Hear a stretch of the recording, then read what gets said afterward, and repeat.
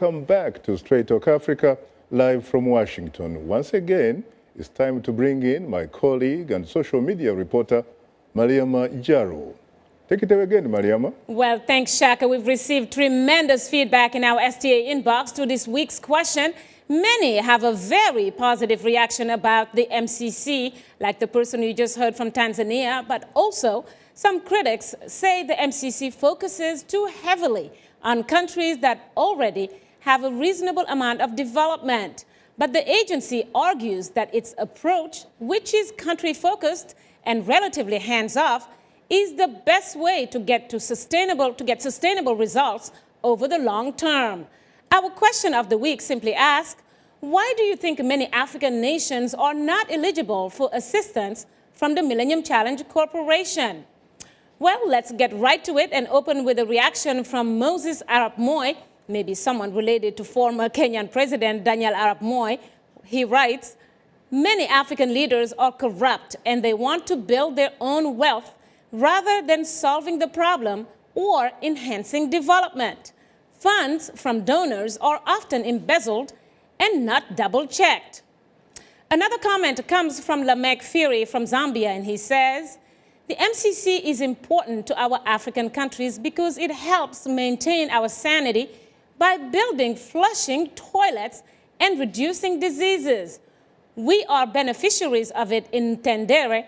Thank you, MCC. Well, a nice little shout out there, Cassandra from Lamek in Zambia. Working toilets are certainly important. Shaka? Well, very interesting, but I can assure you from what I heard, something sent in by someone called Moses Arap Moi. Yes. I find it very difficult to believe that he would in fact be of relation to former Kenyan President Daniel Arap Moi, a man I think I knew very well.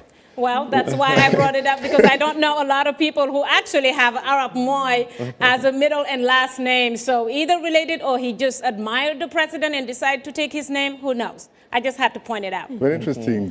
How do you react to what you just heard, Cassandra? Well, it's really interesting on the issue of corruption. One of the things that is very important to our work, that is good governance. And that we think that it's essential to have, in order to really grow economies and reduce poverty, you've got to have good governance.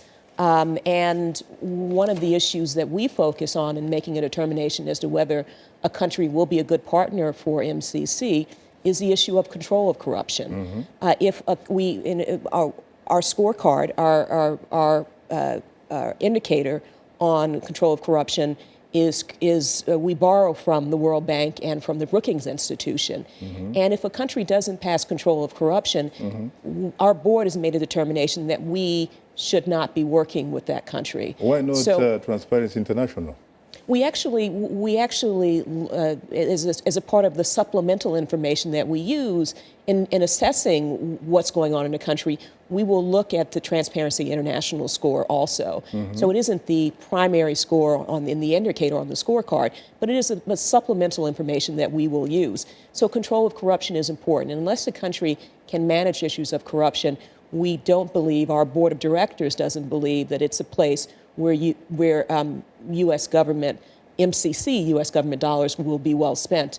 But can I also just respond to one of the questions or one of the comments related to that MCC only works with countries that are doing well. Right. And certainly I understand that perspective. MCC is one of several tools that the U.S. government has in doing development assistance, doing foreign assistance.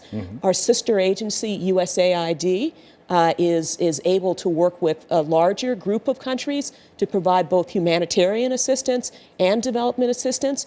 We like to believe, not only do we like to believe, we do believe that we can complement the work of USAID, but we believe that because of our focus, because of our approach, that the best way that we can have an impact and be good stewards of U.S. taxpayer dollars is to work with countries that have proven that they are good policy performers. I see. And that's been a number of African countries.